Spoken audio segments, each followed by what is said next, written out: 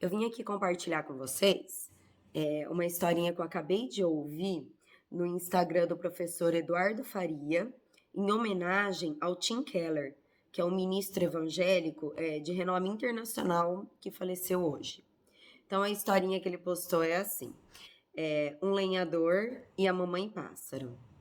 Conta essa história que o lenhador, ele tinha que derrubar as árvores de um bosque, né, naquela semana. E aí ele pegou, e foi o primeiro dia lá, e ele foi derrubar a primeira árvore. E ele pegou conforme ele foi derrubar a árvore, ele olhou para cima e ele viu que tinha um passarinho, uma mamãe pássaro, querendo fazer o ninho ali. E ele, sabendo que ele ia derrubar as árvores de todo o bosque, todas as árvores iriam pro chão, iriam morrer, né? Então ele foi lá e começou a pegar o machadinho ao contrário e começou a bater na árvore, para aquela árvore balançar. Nisso que a árvore começou a balançar, a mamãe pássaro começou a se chacoalhar todinha. E aí ela pegou e mudou para outra árvore. E ele foi seguindo ela com os olhos e foi bater com o machadinho na outra árvore. E ela chacoalhou toda e foi para outro galho, para outra árvore. Nisso, ela não aguentava mais ficar mudando de árvore. Imagina, a mamãe pássaro devia pensar: meu Deus, mas o que esse homem quer? O que esse linhador quer que não me deixa em paz? Fica aqui. A hora que eu vou construir meu ninho, ele fica aqui. A hora que eu quero minha estabilidade para construir meu ninho, ele vem aqui, né, me atazanar, né, me chacoalhar. E aí ela avistou uma rocha, a maior rocha que tinha ali perto do bosque, uma grande montanha. E aí ela foi lá. E lá ela conseguiu construir seu ninho. A moral da historinha é: óbvio, Jesus é a rocha. Só que enquanto eu estava ouvindo essa historinha, me incomodou o fato de no vídeo ele não continuar a historinha, né, falando quem que era o lenhador. Então eu nem sei a continuação do vídeo. Mas eu fiquei refletindo. Se Jesus é a rocha, e é claro que ele é, e ele é o que dá a base, o sustento para a nossa vida, né? Particular, enquanto comunidade, a nossa vida, ele é o sustento, é a base, é a rocha, né? Para nós não construirmos a nossa casa na areia, né? Tem até a passagem de Mateus, né, que fala sobre isso. Então, sim, Jesus é a rocha. Mas quem que é o lenhador? Eu fiquei perguntando, ficou me incomodando isso, eu fui meditar sobre isso. E aí acabei escrevendo aqui para eu não perder o raciocínio, né? Eu escrevi assim: toda árvore será derrubada neste mundo. Devemos construir o nosso ninho na rocha. A rocha é Jesus. O lenhador que nos chacoalha para nos avisar que estamos construindo o nosso ninho no lugar errado é o Espírito Santo. E aí você se pergunta: aonde eu encontro esse tal de Espírito Santo que vai me alertar quando eu estiver construindo o meu ninho no lugar errado, na árvore errada? E eu lhe respondo: na igreja. A igreja é a esposa de Jesus. E é ela quem conhece verdadeiramente a palavra de Deus. Toda a escritura sagrada, bem como a tradição e todo o magistério da igreja, é obra do Espírito Santo.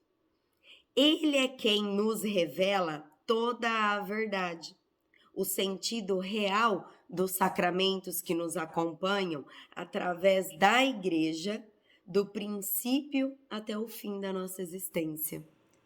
Quando formos chacoalhados pelo Espírito Santo, voemos para a rocha mais alta que é Jesus, pois muitas vezes estamos construindo os nossos ninhos em árvores que mais cedo ou mais tarde serão derrubadas e apodrecerão neste mundo. Então, aonde que estamos construindo os nossos ninhos? É fora da igreja? É fora da comunhão com o Espírito Santo? É nos dedicando apenas e exclusivamente ao trabalho que nos dá a renda para vivermos no mundo de consumismo, só comprando, comprando, comprando, atendendo aos nossos desejos?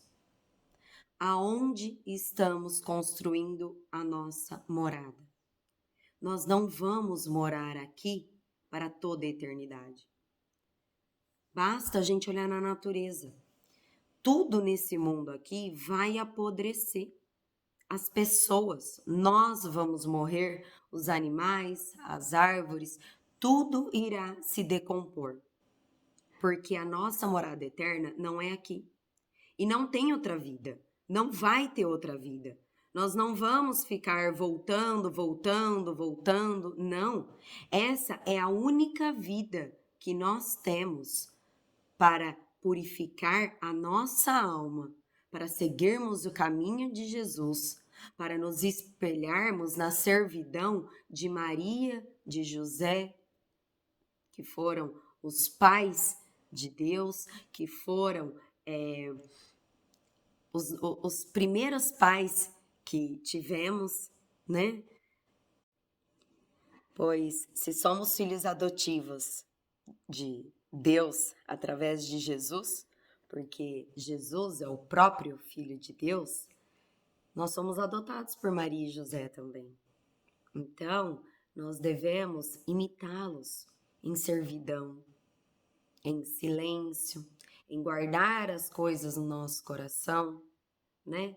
Maria teve todos os motivos para ela estar lá presenciando a crucificação do seu filho e ficar apontando o dedo na cara de todo mundo. Onde já se viu você fazer isso com meu filho? Você que é um pecador.